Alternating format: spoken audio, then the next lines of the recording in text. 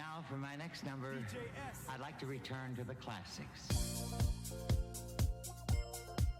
Hey! Bonsoir Internet et bienvenue à tous dans le même bateau. Et ce soir, on accueille un gars de l'Outaouais, plus précisément de Gracefield.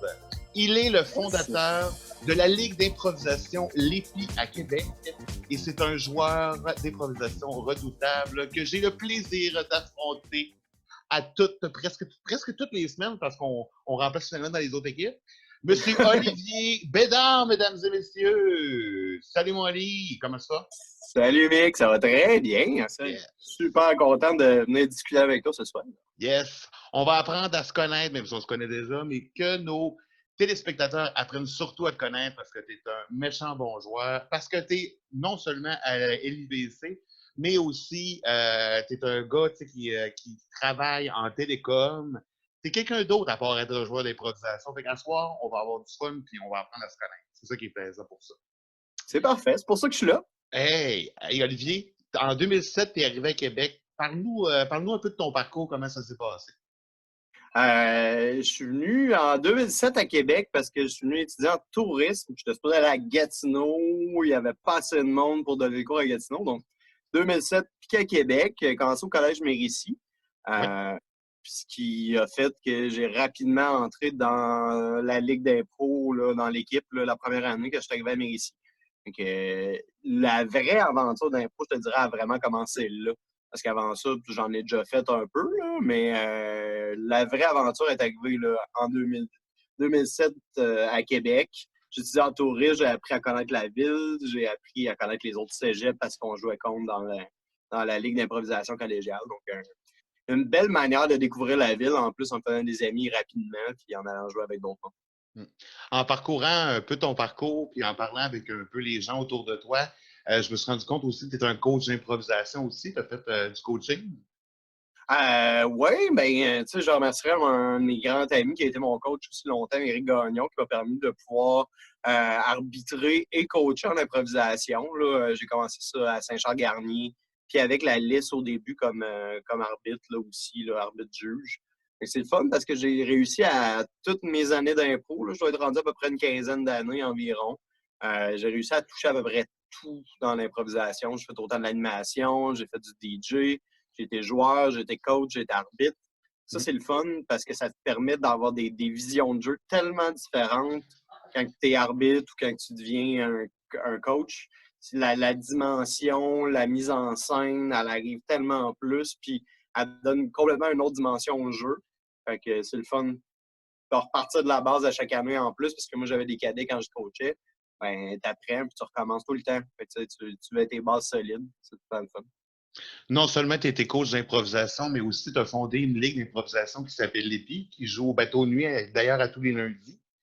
Ouais. Comment t'as découvert, t'as découvert cette place-là, en fait?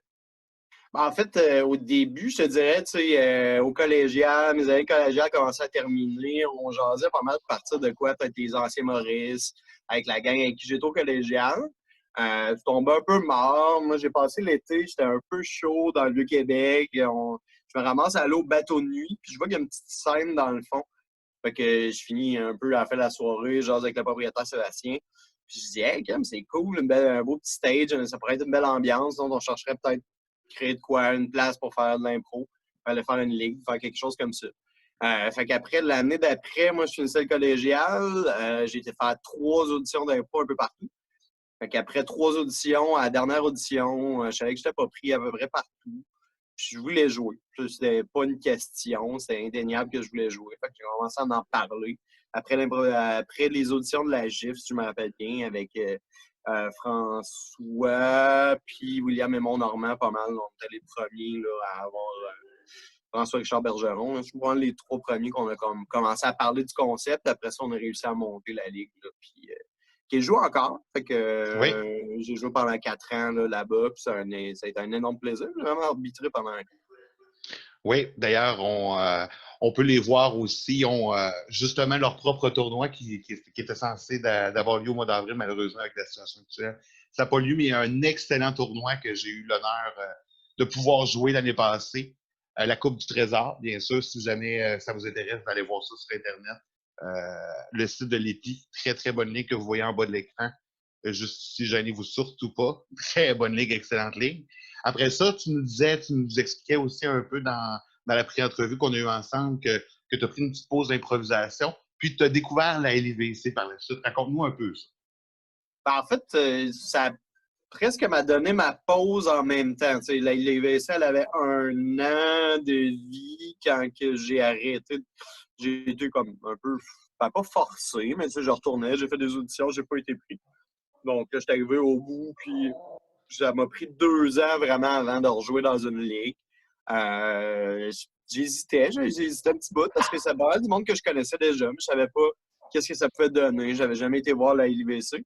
Mais une fois que je me suis présenté, que j'ai fait les auditions, j'ai connu la gang là-bas, sérieusement, c'est un plaisir. Là. J'ai redécouvert un plaisir de jouer que ça faisait longtemps que je n'avais pas eu.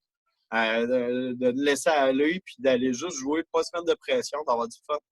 D'aller Oui. là pour puis se dire, putain, c'est un hobby, là, cette histoire-là. Là, ça nous amène pas d'argent dans nos poches. Moi, ça me fait plus dépenser que d'autres choses. Mais je te dirais que, rendu là, moi, je suis rendu depuis un bon petit bout. Je suis là pour aller jouer.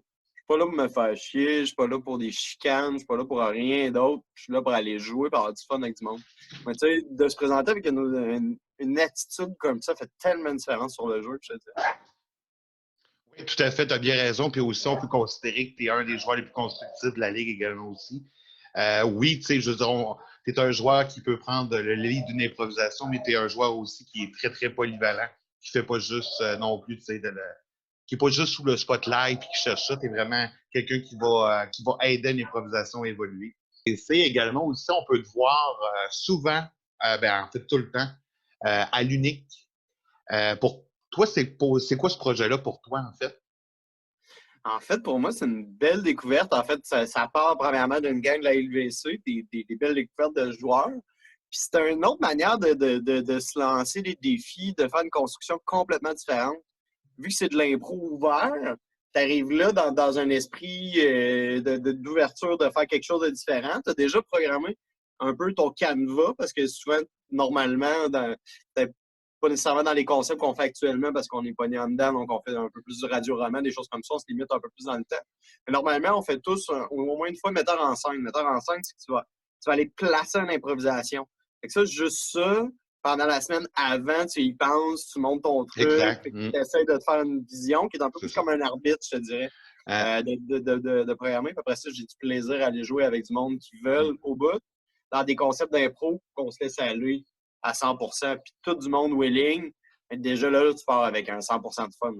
Effectivement. Puis ce qu'on remarque aussi à l'unique improvisation, c'est qu'à l'unique, justement, avec deux ex machina, c'est que ça regroupe plusieurs ligues d'improvisation à Québec aussi. Comme Nicole l'a mentionné, bien sûr, dans la dernière entrevue, notre dernière excursion, c'est une façon aussi de regrouper tout le monde ensemble à une même place en enlevant la fameuse compétition tout à fait. Et voici le moment que vous attendez tous, le toc-toc de la semaine.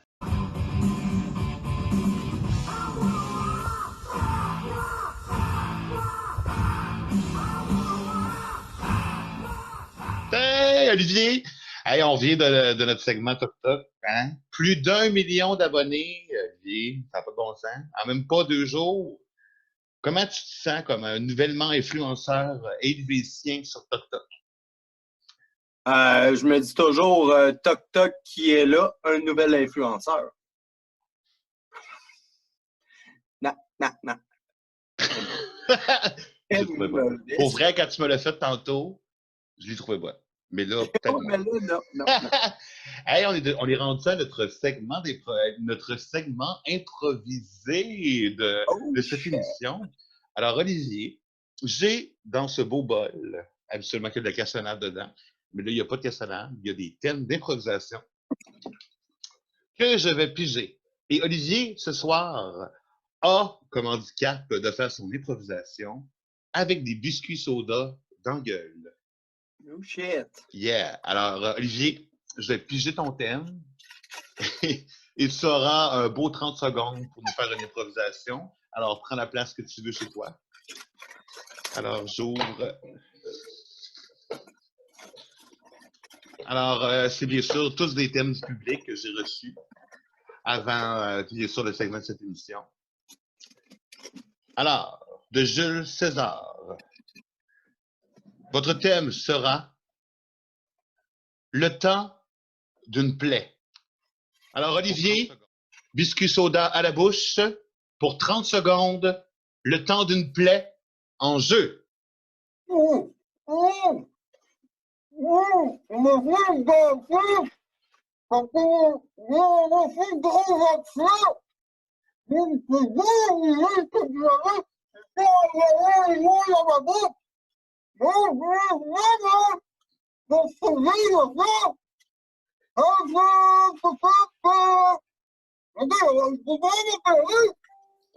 Mais...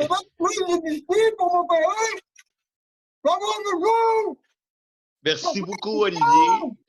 Merci beaucoup, Olivier, pour cette belle improvisation de 30 secondes. Alors, les dégâts chez vous, tu les ramasses. Désolé, je ne peux pas venir. Je les aurais bien ramassés en temps habituellement, mais je ne peux pas. C'est COVID-19.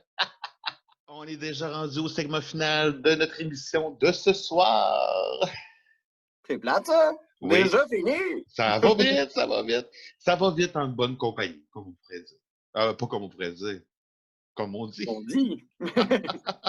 Alors, Olivier, je te laisse les dernières minutes de cette émission pour nous faire un mot de la fin. En fait, gang, restez heureux. Regarde, communication un petit peu à distance, mais c'est pas grave. Là. Regarde, je suis une personne qui adore les humains et qui est un être assez sociable. Mais de mon côté, j'ai réussi à survivre dans cet environnement-là. Puis je suis pas si désespéré. Il faut que je réarrange des trucs dans ma vie, par exemple. Là. On va d'essayer d'arrêter de dormir jusqu'à midi. Mais bon, à part ça, là, sérieusement, là, profitez donc. Essayez d'avoir du temps. Profitez des choses que vous aimez. On a du temps pour faire ça si vous êtes à la maison. Pour ceux qui se débattent avec l'assurance chômage, ben, j'espère que ça va s'arranger le plus rapidement possible. Soyez patient. Soyez patient, ça va arriver au moins. On va réussir à survivre, passer un bout, puis ça va rouvrir, puis on va commencer à travailler, puis la vie va reprendre son cours. J'espère que ça va changer les choses, par exemple. Hein? Oui, effectivement. Essayons au moins de retirer une petite leçon de tout ça. Exactement. Hein? Puis pensons à ce qui est essentiel, puis surtout, restez donc chez vous! Non, mais surtout aussi, gardez le sourire, sérieusement. Là. Exact. On n'est pas là pour faire chier. Il y a plein de monde aussi qui viennent, hein, tous les livreurs, tout ce monde-là, il faut les respecter. Oui. J'ai vu plein d'affaires. Mon coloc, c'est un livreur d'Amazon, puis le nombre de personnes qui le regardent comme si il y avait la peste, puis c'était pas lui. Tu sais, ça se peut que vous ne soyez pas content, que vous soyez à la maison. Soyez donc être gentil au moins avec le monde que vous voyez. On n'en voit pas grand monde, fait que soyez gentils. Exactement. Hein? Alors, la semaine prochaine, on reçoit Olivier Grégoire. Hey, n'oubliez pas. 2 semaines de lit? Oui, 2 semaines de lit. Hein? On jurait que j'ai sélectionné mes préférés. Hey, on vous souhaite une belle soirée et on se revoit la semaine prochaine. 20h.